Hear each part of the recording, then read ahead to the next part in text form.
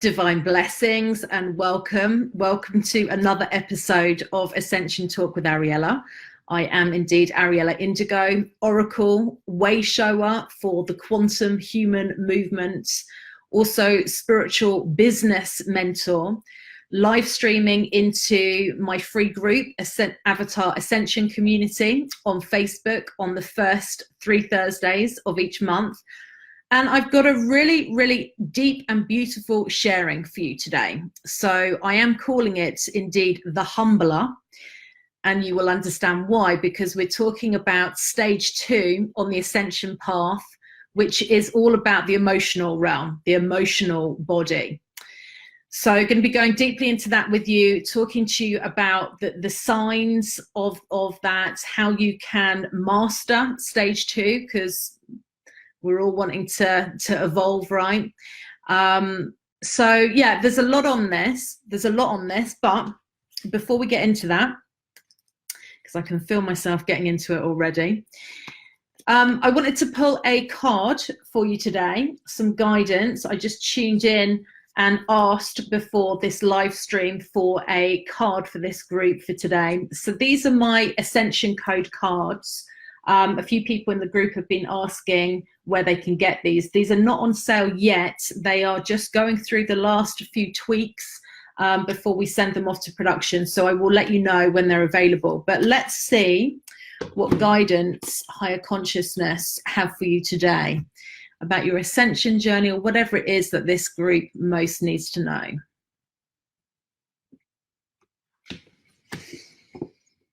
Ooh, a rite of passage. I almost want to howl here, like the wolf that you see on the picture.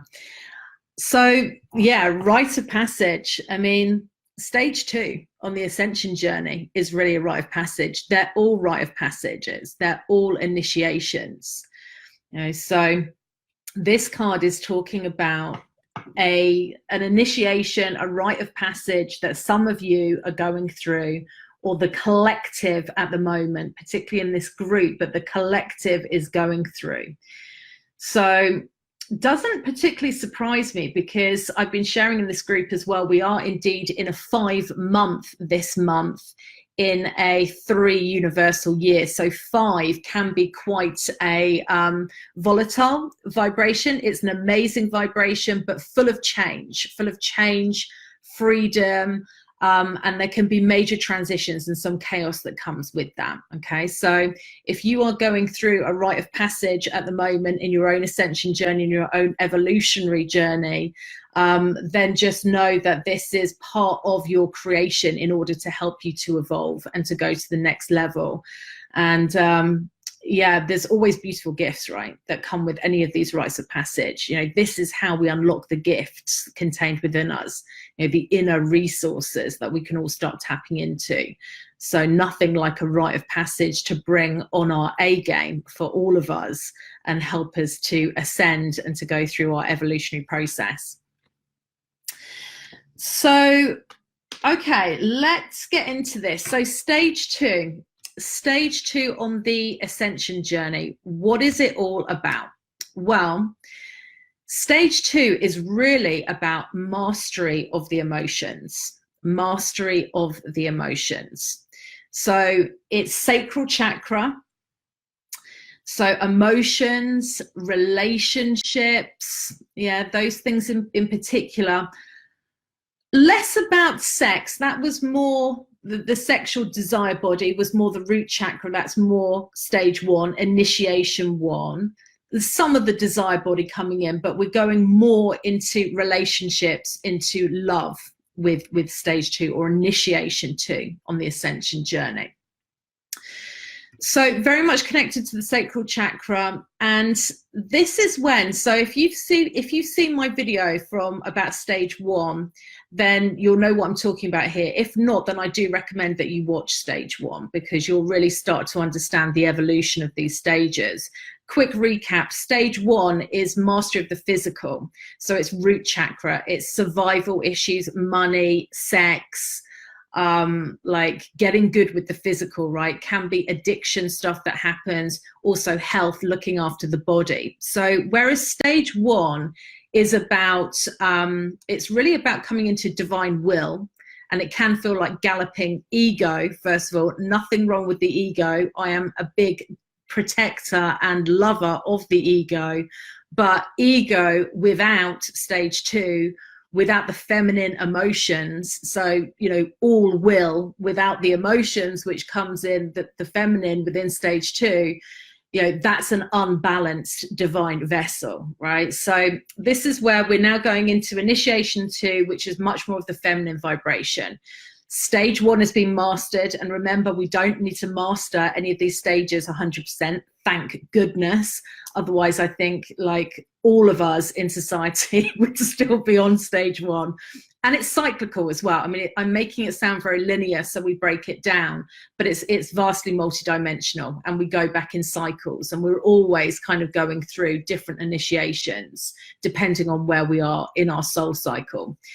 So this stage, it's the feminine, it's the emotion. So I shared with you, and I will just share some stories to give you a bit of context, right, from my own ascension journey, to offer some reflections so that maybe you can see yourself in similar stories, or just to give you more of an anchor point into the type of things that you might experience when you are a stage 2 initiate.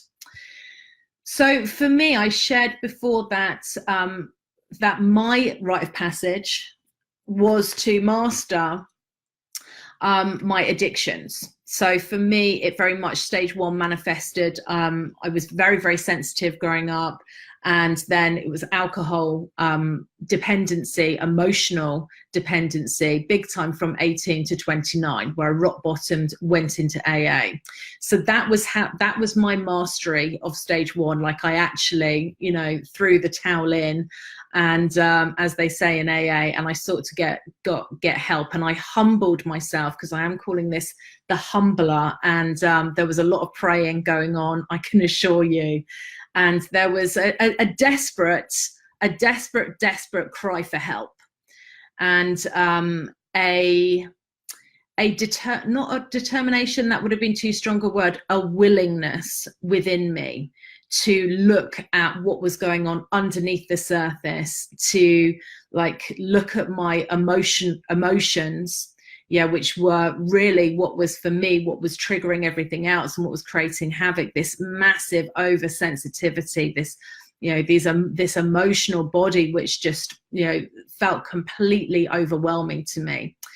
So that was my entry into stage 2. And then it was the heart work.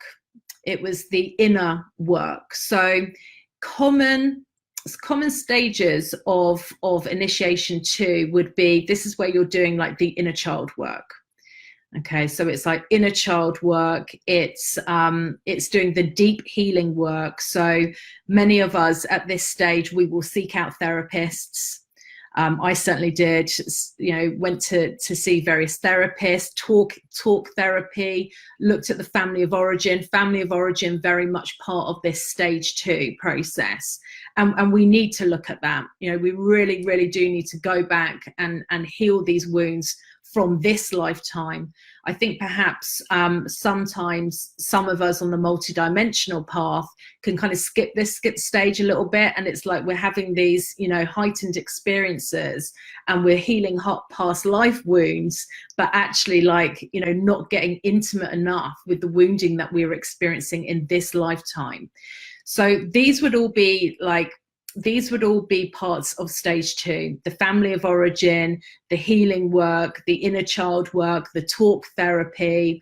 Some people, depending on where you are in your journey, that will either be through more traditional areas like psychotherapists, psychologists, counselors, or if you've opened up to the spiritual, then it could be more alternative. So it could be a 12-step fellowship. It could be that you go down to your local spiritualist church, right? Or it could be that you do find a spiritual healer or a spiritual guide, and you're doing some work with them. So the key is for this stage, how do we master it? How do we move on from it? Because for sure it can be and it is a very, very sensitive and delicate stage of our journey. This is where we're really staring into the wounding, our core wounding, and we're experiencing that. We're owning it, and we are opening ourselves to experience it. We're not able to do that until we've gone through stage 1 and we've mastered stage 1, because we're not ready to.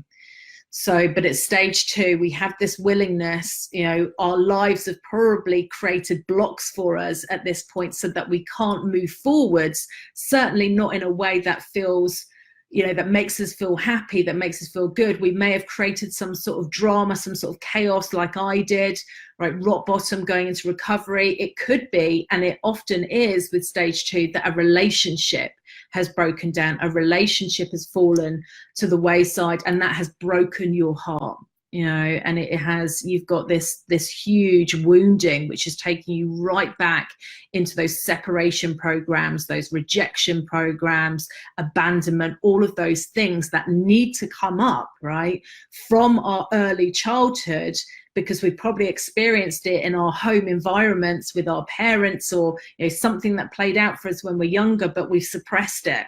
We've been driving in stage 1, we've been creating our lives, we've been out there getting our jobs, putting roofs over our heads. It's drive, divine will, which is what is trying to come through. And now it's like, yeah, okay, but as you've been driving, you've forgotten about all of this stuff underneath the surface. You thought that you can outrun it, and you can't. And here's a situation, right? Here's a big situation for you to deal with. A rock bottom, a relationship breakup, something that breaks your heart, because we need to have our hearts broken in stage 2 so that they can open. I don't know if you've noticed, you probably have, the same as I have. I mean, it's devastating, right? To our human, we resist it. Nobody wants to have their heart broken. But have you also noticed that when you do, it doesn't half soften you? It softens you. It opens you up to other people. It makes you see yourself and others in a completely different light, a more compassionate light. It helps you to see the world through more compassionate eyes, because you're broken, like you're broken wide open at that stage. And like that's where the stability starts to come in after you go through the initial pain, after you go through the initial healing. That's where the openness, the connection comes in, because we can't really connect with each other properly and with society properly when we've got these walls built around us.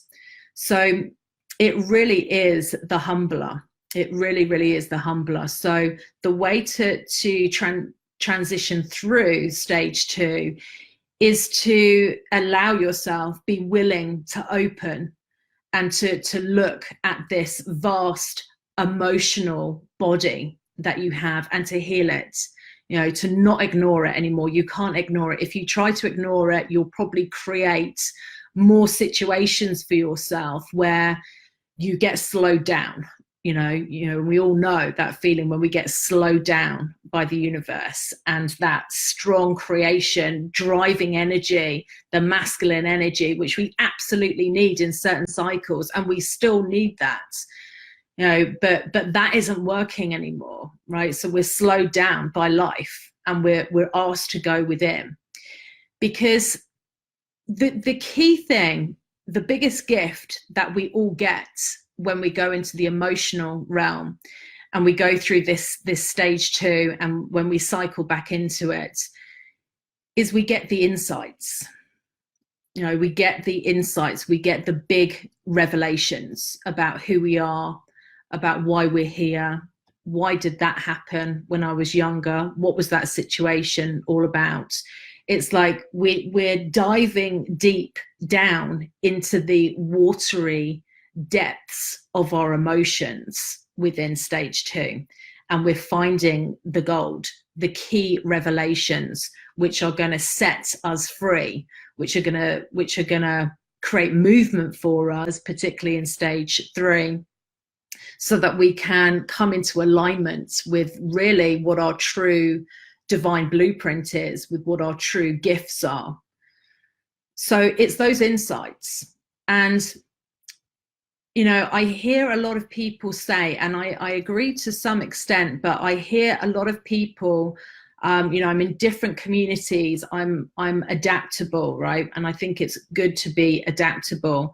I'm in some business communities, and I've heard people talking about, you know, a consciousness shift on its own, an insight, a revelation won't change your reality. You need to take action as well. I agree with that. I do agree with that. However, let's not diminish the power of an insight, of a deep revelation, because it is a consciousness shift. You literally, once you see it, whatever it is that your soul has been wanting you to see, once you see it, you can't unsee it. And therefore, all of your choices, you know, the way that you're pointing, your direction, everything comes from that, your beliefs, right? We're all creating from our beliefs. So once we have one of these profound revelations, which we get in stage 2 as a result of doing this inner heart work and facing and healing our emotions, it will transform your reality forever. It absolutely will. An insight, a key revelation can do that. I mean, it really can. It starts with illumination. You know, there's too many people just taking action, blind action, because they feel as if they have to take action, whereas they haven't yet come into their core balance, right? They haven't yet really fully understood who they are properly, like at a deep level, so that they can align their action and take inspired action, not just action for the sake of it. Because we can all be very busy and expend a lot of energy, but you know, that's just not smart, right? It's just not smart. Who wants to do that? Let's all take inspired action in alignment with our blueprints instead. And that comes after the revelation, the illumination. So there is a lot of this in stage 2. There are huge gifts available to us. Doesn't have to be completely chaotic, right? You know, it doesn't have to be. It may be something smaller, you know, something smaller for you when you were going through this. I'd love to hear from you, just as you're listening to this, and there's a few of you who are watching this. I'd love to see in the comments, what are you hearing? Okay, what are you hearing when I'm sharing this, and how is it relating to your own journey, or how did it relate to your own journey? And I'm going to have a look at your comments later on. If you have any questions, you can also ask me your questions. So, you know, let's make these interactive sessions. That's what I'm here for, live streaming, so that people who are watching live can interact with me, you know, and share your own experiences as well. So the key is, again, with this stage, in order to like ascend into stage 3, the key is we actually need to feel our emotions. I mean, we really need to feel them in our bodies, right? Because it's one thing going to therapists, going to counselors, and it's like having an intellectual understanding of, oh, well, that's happened, and yes, you know, that's the intellectual part. But if we're not feeling the feelings in our bodies, then we're going to stay in that place, right? We're not going to be able to ascend into the next level. You know, that's an avoidance pattern. And feeling feelings in our bodies, and I mean, putting my hand up to this, I totally get this one, can be very, very challenging. And the avoidance patterns can be huge. I mean, huge, right? Whether it is an addiction, or whether it's like you might just be really controlling of your reality, right? Everybody's being controlled around you. You're controlling the whole show, and you're controlling it in a way that stops you from feeling hurt or feeling triggered, right? So like we all have process strategies, we all have survival strategies in place that stop us from feeling. It could be working like crazy, being a workaholic.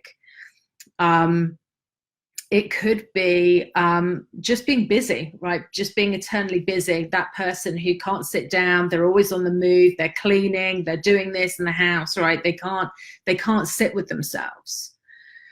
And I mean, you know, I used to be like this. I mean, really, I didn't really even know that I had emotions, you know, properly. I didn't really know until I was at least 18, I would say. You know, it just wasn't right in my family and in society. It's just emotions aren't really spoken about, are they? It's, you know, it's like, what are you doing? What are your results? And we skip over this bit, and it's essential. I personally have found that the thing that helps, there's two things that help me the most. The first is inner child work, and it still is. And whenever, if I'm going through those cycles again in my journey where stuff is coming up, where, you know, I'm feeling some heavy feelings, right? And I'm in that sensitive place, because it still happens, you know, and it still happens, I think, for all of us, you know, no matter what stage we're at in our own journeys. I just have a very simple process, and I'll share it with you now. I literally close my eyes, and I invite you, as you're watching this, to close your eyes. And I just ask, or set the intention, to see myself, a younger version of myself, at whatever age she wants to present herself to me. Because of course, inside of us, we still carry every single age that we've ever been, and all of those experiences. So just as you're closing your eyes now, just imagine yourself, visualize yourself at a certain age. Whatever age you are is the one that's absolutely right for you in this moment. And then I kind of like, I take her in, and I might ask her, like, how is she feeling? You know, what does she want to tell me?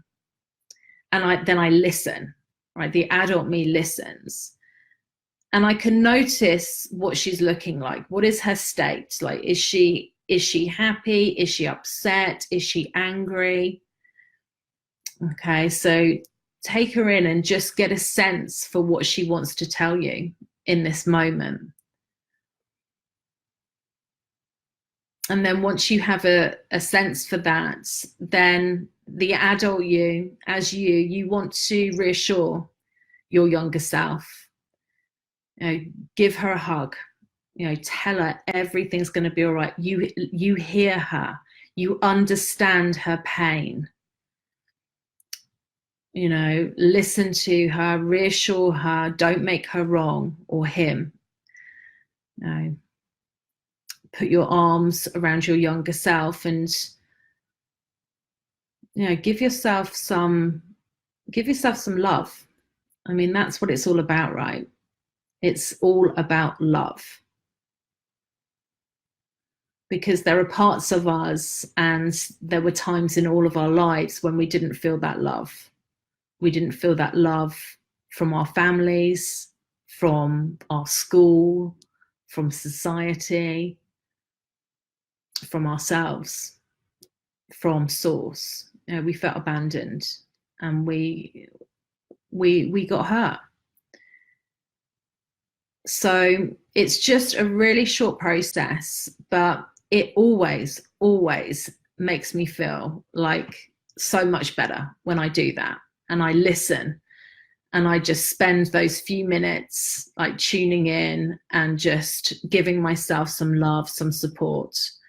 So that's one strategy. The other thing that I feel guided to share with you is the power of journaling. Power of journaling. I mean, it's incredible. There's been many times, and, you know, I'm in a beautiful relationship today with Ethan. So, you know, I'm not I'm not living on my own anymore, but I did live on my own for a long time, for 8 years. In fact, I lived on my own, and I had a lot of fear around living on my own. And it was actually when I was going through stage 2 on my ascension journey, and, you know, the drink had been put down, you know, the whatever it was that I was depending on had been put down. There wasn't the relationship, all of that stuff. And it was me on my own. And I was so scared.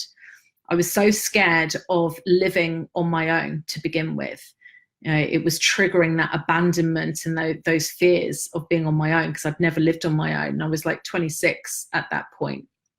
And I'd been, you know, I'd lived with boyfriends, or, you know, obviously my parents growing up. And, you know, journaling became such an outlet, you know, such a source for being able to express my emotions in a safe way, and to be able to deal with myself, with those fears when they would come up, you know, at nighttime or whatever, when I felt unsafe on my own. And or whatever had happened in my day. Maybe I'd been at work and there'd been, you know, something which had happened which was a confrontation or something that I felt upset about.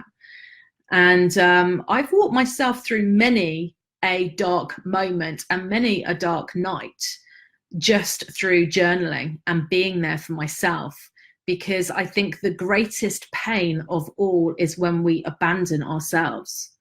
And that's what many of us do. And it plays out externally. It can play out externally in our relationships, and it often does.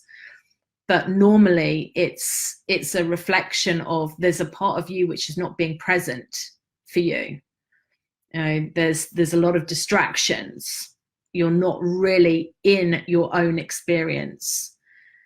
So those two are top tips. Journaling and the inner child work have really, really helped. So yeah, lots more to say here. I do want to look at your comments and your questions in a moment. But just let me know, what is this bringing up for you as you are watching this episode? Definitely lots around relationships in stage 2. You know, this is the deep work within our relationships, and it might be a romantic relationship, it might be a relationship with your parents, but it's normally, you know, it's this deep work in our relationships to heal this wounding. So, you know, relationship turbulence is another sign of stage 2. Of course, it can happen at other stages as well, but when we're really on that initiation, the rite of passage of stage 2, there'll be a lot of stuff around relationships, longing for relationships, wanting relationships but not having them, losing relationships, giving our power away in relationships, not being emotionally available in relationships, or attracting people who are not emotionally available to us. All of those different things are part of this stage 2 on the ascension journey. Okay, I'm going to check out the comments now. Oh, so lovely to see so many of you here. Hi, I think it's it's France Forget, I think, isn't it? I hope I pronounced your name correct this time. I've got a thumbs up. So it's snowing today here in Montreal. Oh, lovely. I think that would be very, very beautiful. I hope that we get snow here this year in the UK over Christmas. I'm going to Scotland for Christmas. It's cold up there, so hopefully there will be. Tracy is catching us live. Hello, Tracy. Name, no, nay, I agree. I do feel like I need to learn a lot and do a lot, but integration is just as important, I find. Yeah, it really depends on what stage of our cycle we're on, doesn't it? Sometimes it totally is all about action, action, action, divine will, and we so need that. You know, we so need those masculine principles, those masculine qualities, but it needs to be balanced with the feminine, doesn't it? So sometimes it is all about action and learning, and other times it's quieter and it's the deep work. I'm very much, and it was interesting because I saw this comment in the Facebook group the other day, and it's like, you know, I totally get it. And I think some of these comments, they depend on where we're on the cycle, but there was a question in here about what inspired action are you going to take today to move you forwards in your evolutionary journey. And there was like some people talking about action, some people saying just allow. And I totally get that. Sometimes we just do need to allow. But I also do think there is a lot of talk in the spiritual community about just allowing, right? Just the feminine principles. It's like we've gone over polarized into the feminine. And when we're just allowing, but we're not taking any action, like we ain't going to get very far in life. You know, you might be very conscious and you might be in a good space and, you know, meditating and attracting things to you and all of those things. But if you don't then take the action, the inspired action as well, you know, you're going to be like quite a conscious person, but you're not going to be creating anything in life, and you're not going to be able to serve in your highest way. We need both, don't we? Inspired action and also the allowance, the coming into the synchronicity of the feminine. Hi, Gabrielle Spencer. Lovely to see you. Hey, beautiful Ariella Indigo. Oh, much love to you, Gabrielle. Let's connect soon, you and I. Love to do that. Tracy is saying, I can relate, and it's so true about how we become ourselves. Abandonment as a child and later heartbroken a few times. Yeah. I still continue to have an open heart and have found it a beautiful love at age 46. That's awesome. That's awesome. You're not that old though, Tracy. I mean, that's making me, I'm like, oh, I'm 41 now. 46 is not, it's not far ahead for me. I'm still in this relationship. Oh no, we'll be 60 soon. Okay. So you've been in a relationship since 46. That's great. Yeah. And it's lovely, isn't it, when we do find those relationships that we can go a distance with, and they are, you know, they're healthy relationships. That's always a good sign. Doesn't mean that we're still not going to get opportunities to evolve within them, of course. I think, you know, all of our relationships are designed to do that. Inika Snow, because of your explanation of stage 2, I now understand that I've been in that stage for quite some time before moving on. At this moment, I feel a lot of positive energy in and around me while listening to you. Thank you, Ariella, for this. Yeah, you're so welcome. And I think when we know, don't we? I mean, when you're saying about lots of positive energy around you, our soul is speaking to us, our spirit is speaking to us in every moment. And probably no reason that you were drawn to watch this live stream today. And I hope it has served you and supported you on your path. Janina, it's reaffirming what I've been going through and working on. Yeah. So I think it's good to speak about this stuff, right? It's good to remember, and it's good to have. This is why, you know, on these first 3 Thursdays of the month, Ascension Talk with Ariella, it's really a time for us to go within a little bit more. By the way, do you like my my new mug, my witch mug? I found this in Glastonbury. It's actually got wizard on the other side. So being the androgynous indigo that I am, I thought that was quite cool. Ethan's got one as well. So anyway, I'm drinking my, what is it that I've got today? It's my medicated water. It's got cumin seeds in it, fennel seeds, ginger and coriander. It's very nice. But yeah, this is just an opportunity for us to all go within and just to ask ourselves, where are we on our paths? Nikki Bridges, interesting. My marriage broke up over 2 years ago. Sorry to hear that, Nikki. Divorcing. Oh, so happy. Okay, great.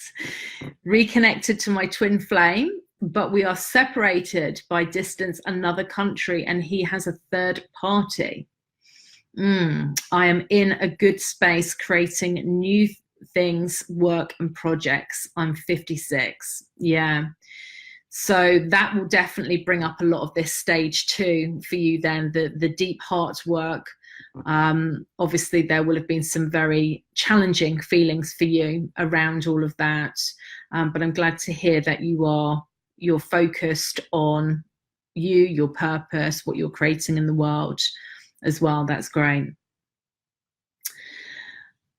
Okay, so thank you so much for joining me, everybody. I will be back here next Thursday at 4 p.m. London time, as usual, with another episode of Ascension Talk with Ariella.